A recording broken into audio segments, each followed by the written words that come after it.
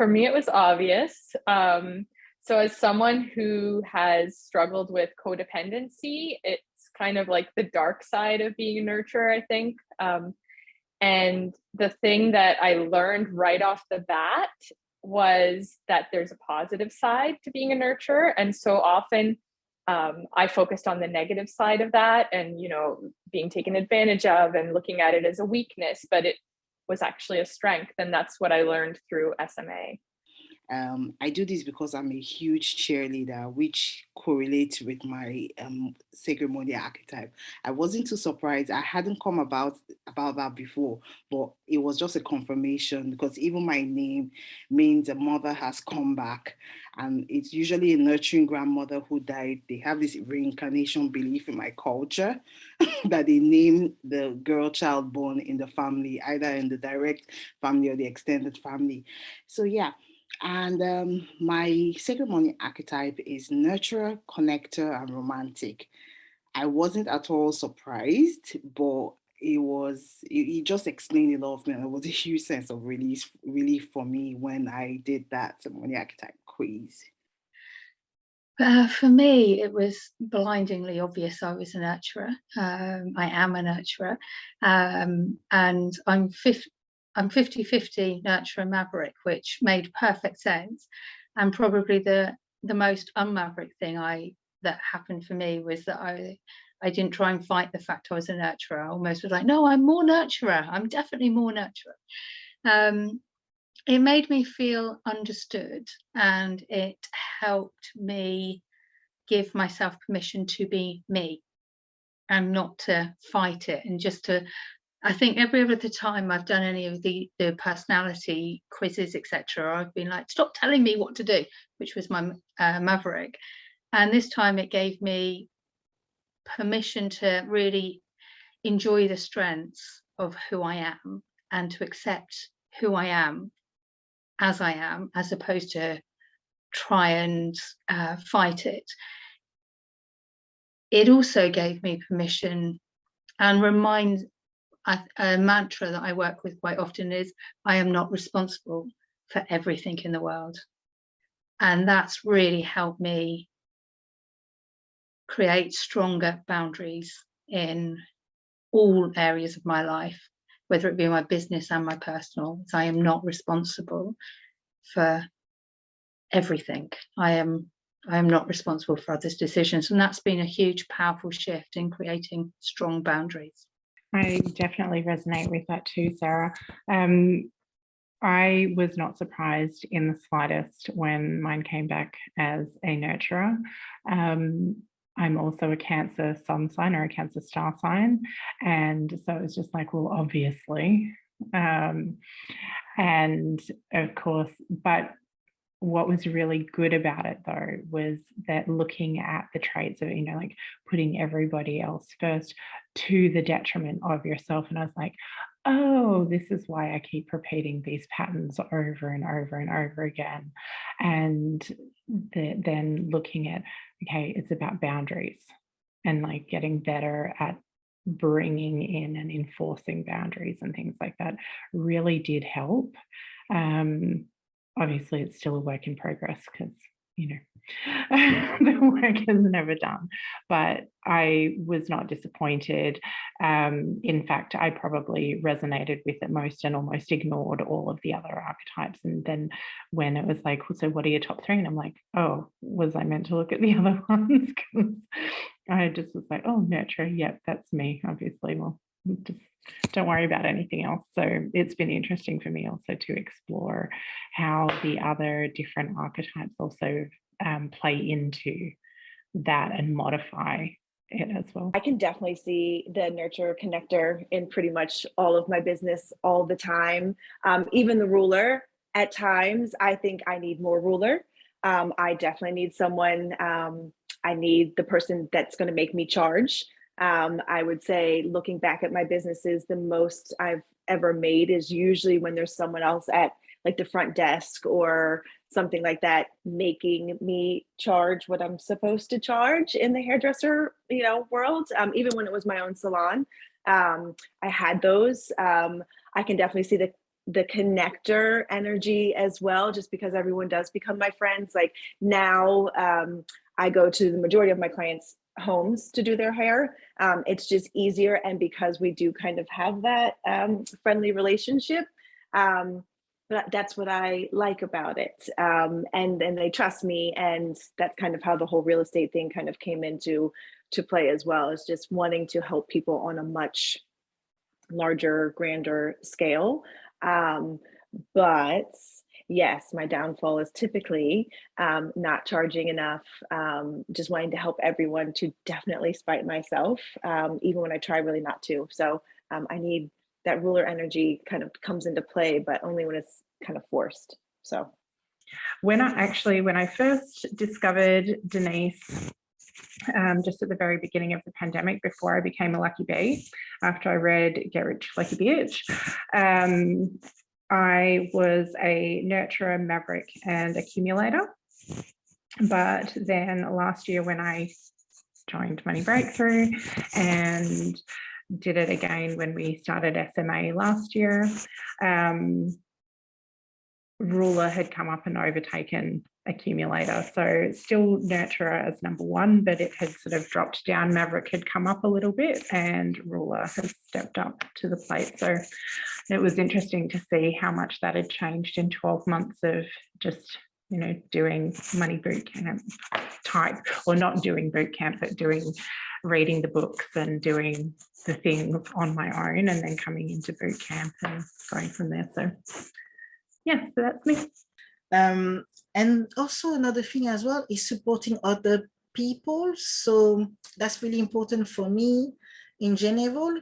And I feel like by being the way I am, by showing myself more authentically, I've inspired other people to also come and show themselves in that way and not be afraid. So today I look like this, tomorrow I might be with a hoodie and, like, I go with the flow, basically.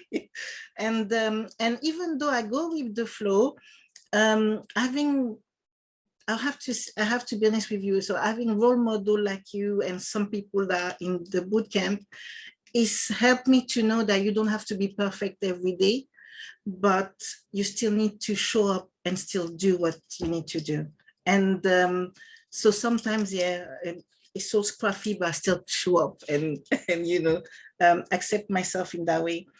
In terms of the celebrity, it's caused more problem, I would say, in my life, or challenges, I would say, in my personal life with my husband, my husband is more of an accumulator. So we kind of bump into the spending of the household and things like that. So for example, way before I learned about you or your existence, I had a nanny, and I also had someone to help me to do some cleaning.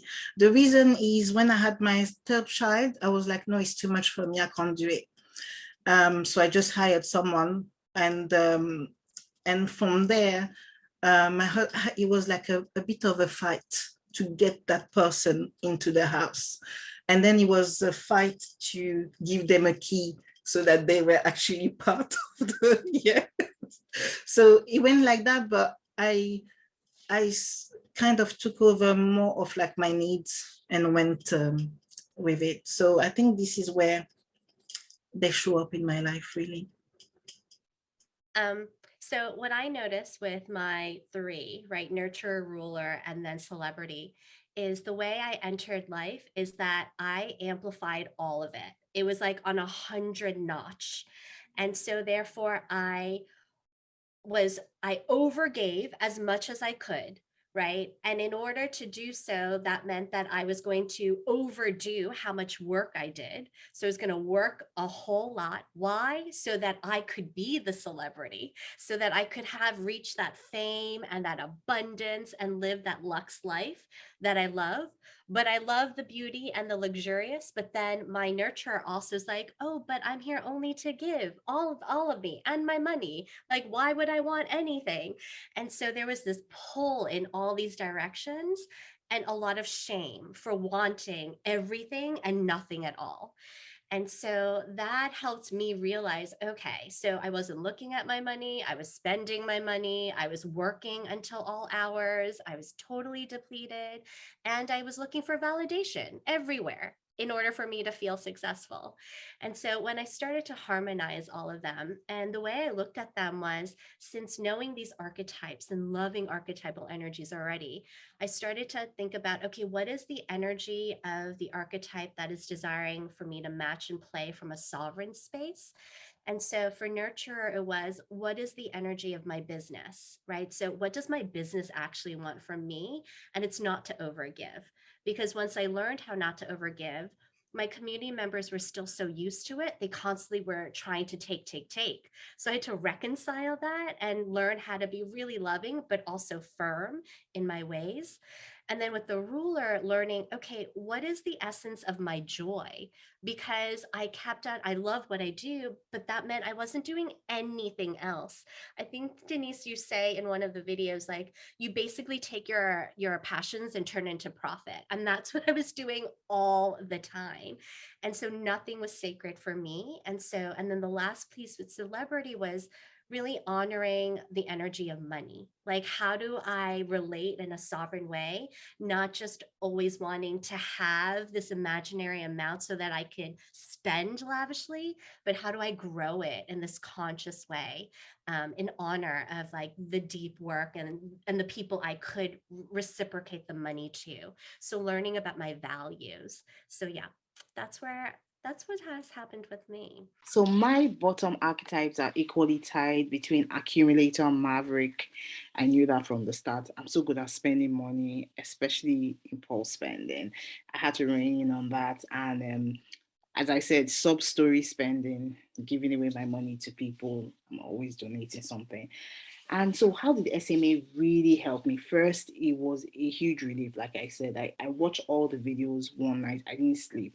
And it just gave me a renewed sense of alignment and direction that I knew what I was doing. And that alignment, I really needed it because I needed to block out all the noise on the internet street and all the rules about business and branding and all of that.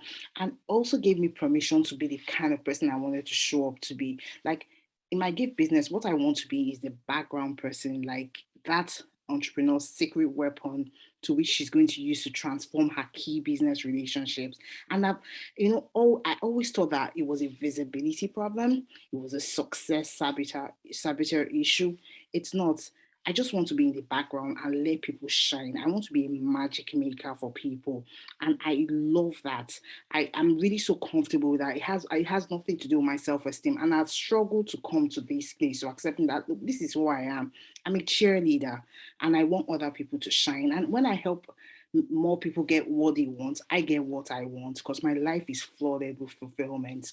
And the other thing SMA really helped me, it was one of the first things that helped me shine light about boundaries, about actually saying no to people and having the grace to offend, because I've always been that person people thought, oh, you are the Mother Teresa, and having the grace to offend. Like at Christmas time last year, what I did, my sister-in-law, I was just recovering from COVID and I had a huge mental fatigue lasting months. It wasn't long COVID, but something similar.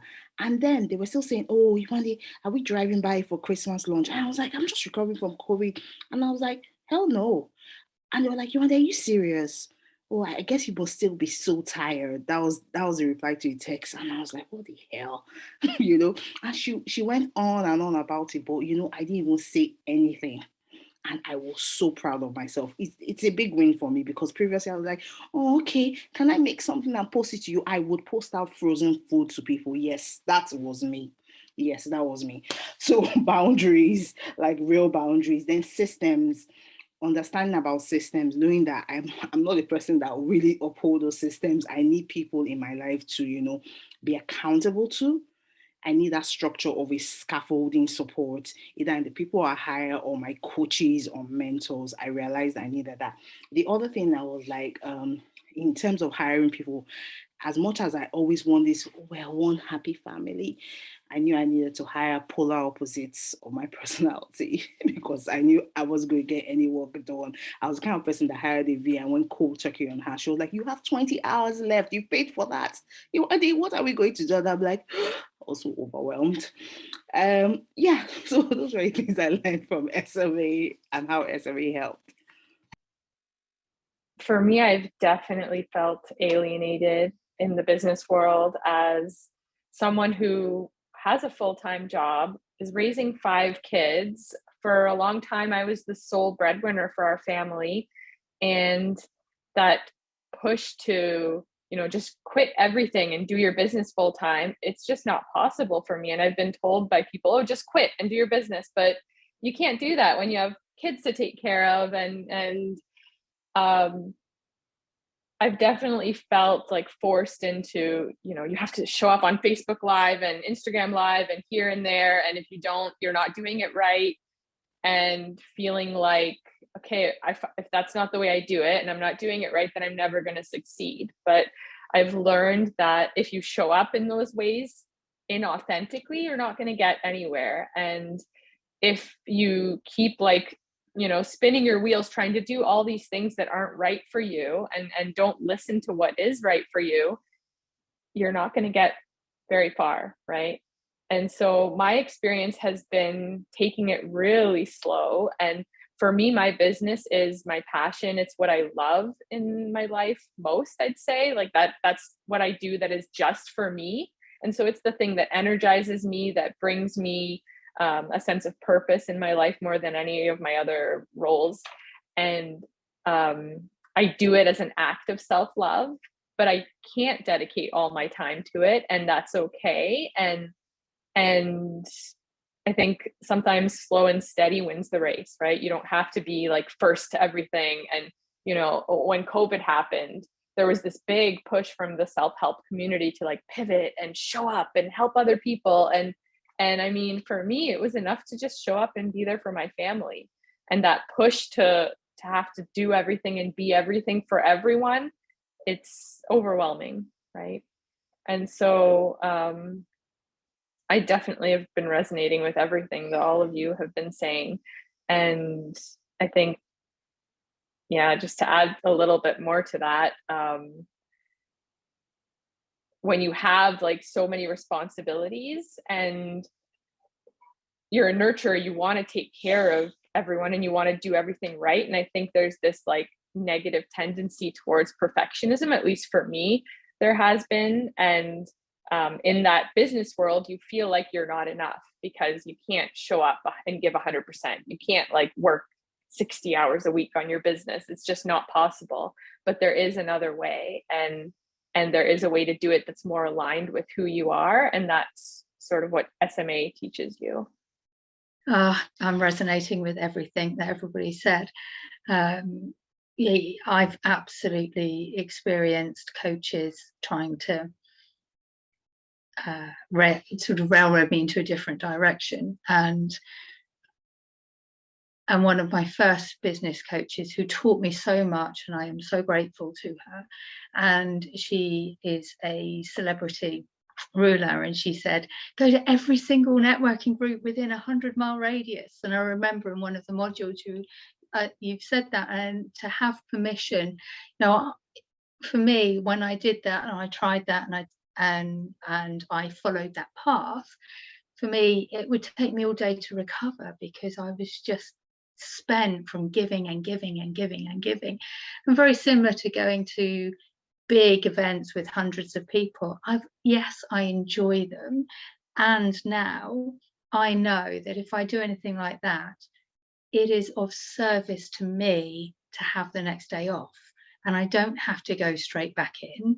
I don't have to tick and implement every single thing on someone else's timeline. I guess that's the biggest thing for me, is I don't have to do all of these things on someone else's timeline. I can nurture my soul and nurture who I am, which then allows me to feel into the space and be comfortable with what I'm doing to then get the better results. I've forgotten the question, and absolutely, I've definitely also had coaches who said, oh, you you know, designer handbags and everything. It's just not me. I'm a hippie, you know, and that's okay. And it's okay to be a wealthy hippie. So it's, you know, it's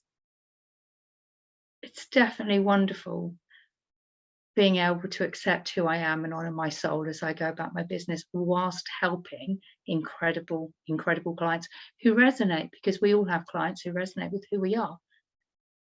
My last two are the romantic and ruler.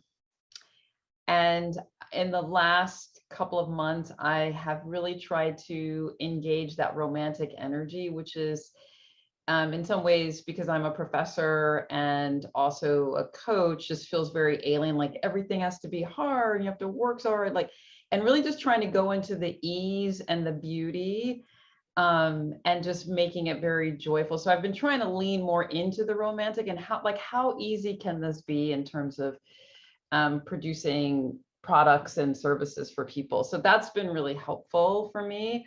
I would say also, SMA as a whole, what was striking to me is that it just ushers in a different way to think about business. It just ushers in a much more playful way. I think Sora also used the word authentic. I feel like it is a way to kind of get at some of the issues of why people might be stuck.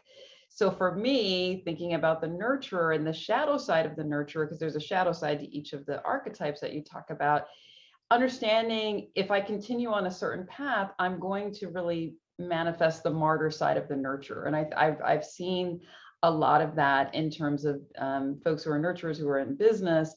So it really allows a different way to think about how you want to be, and looking at creative ways to kind of call in that work.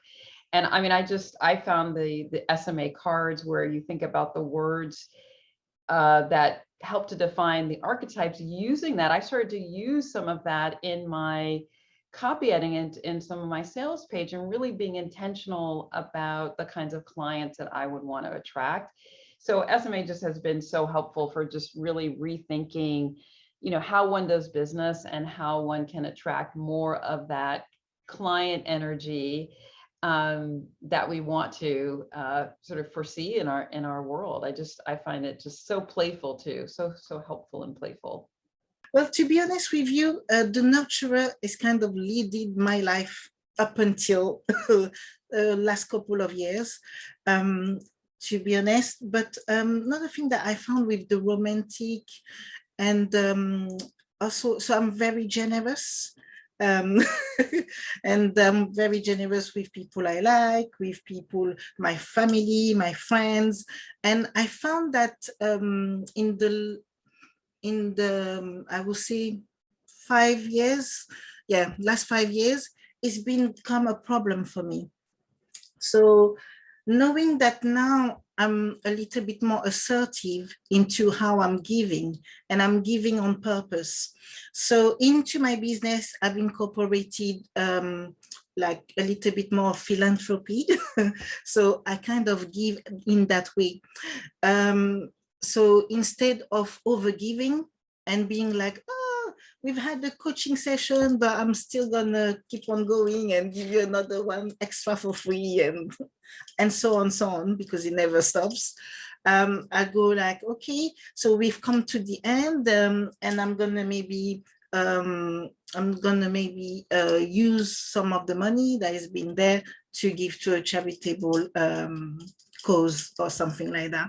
And that's kind of like been feeding not only my way of feeling like, okay, I'm not guilty because I'm getting money from someone or from something, but at the same time, I'm giving back in that way.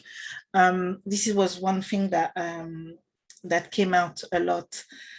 For me, like, my start point is always trying to understand where someone else is at. And that's a very, like, you're in the divine feminine when you're in that point. And this whole, like, I totally, as a recovering corporate marketer, the whole idea of having ICAs and all this stuff is great, and having a formula, that's how I was trained to think. But intuitively, I want to explore and evolve and support and hold space for women in a softer way than having this is how you must do and this is how you must show up every single time. And I'm like, actually, I'm in a different energy, my clients are in a different energy, so having this one formula that goes and goes and goes doesn't meet my needs at all, and it doesn't serve the majority of my clients because we're flowing in different energy, hormones, whatever. And I've the number of coaches, whether it's, you know, create this course and it looks like this, and it's, you know, actually, and being berated for saying that doesn't feel right. Actually, I'm like, well, no, you have to do this process. I don't have to do this process because it's not, if it doesn't intuitively feel right to me, then it's never going to stick energetically, it's never going to resonate with anybody else. And I think there's a lot of, I think it's quite damaging to nurturers, some of the stuff that's out there. And yeah, I think it's taken a while for me to cycle round and go, actually, no, I need to tune out of that and just tune into what feels good for me, because we're told that actually the mavericks and the rulers are so loud, and that's great, that appeals to their tribe. But I think there's a challenge for nurturers in how we find our voice among that. I think there's a lot of us are, I call myself like an ambivert. I'm an introverted extrovert. I can be extroverted, but I need a lot of quiet time if I'm going to do that, to recover or to prepare. So the quieter spaces are the growth can still happen there. I think this is what people misunderstand, is like, you can be quiet and still grow, you can be quiet and still hold space. Actually, we just hold space in a different way, and that's okay. But it took a while for me to root into that and celebrate it as another flowy Cancer that can show up differently all the time. I would say you need this. That's the first thing. And then second, I will say it really gives you an insight. I think Shay said it before. It gives you an insight into yourself already, you personally, and the people around you. And you start to realize that, oh my gosh, like I can't move forward if I don't have this knowledge.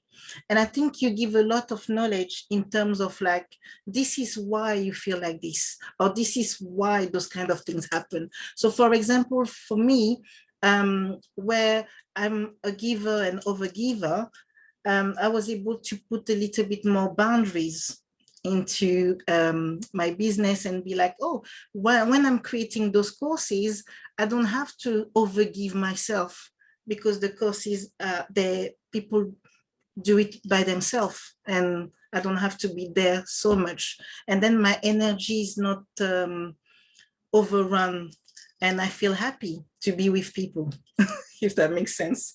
So I will really encourage everyone, not only for the professional and the business, but even for the personal, people who want to thrive, to come and try the SMA.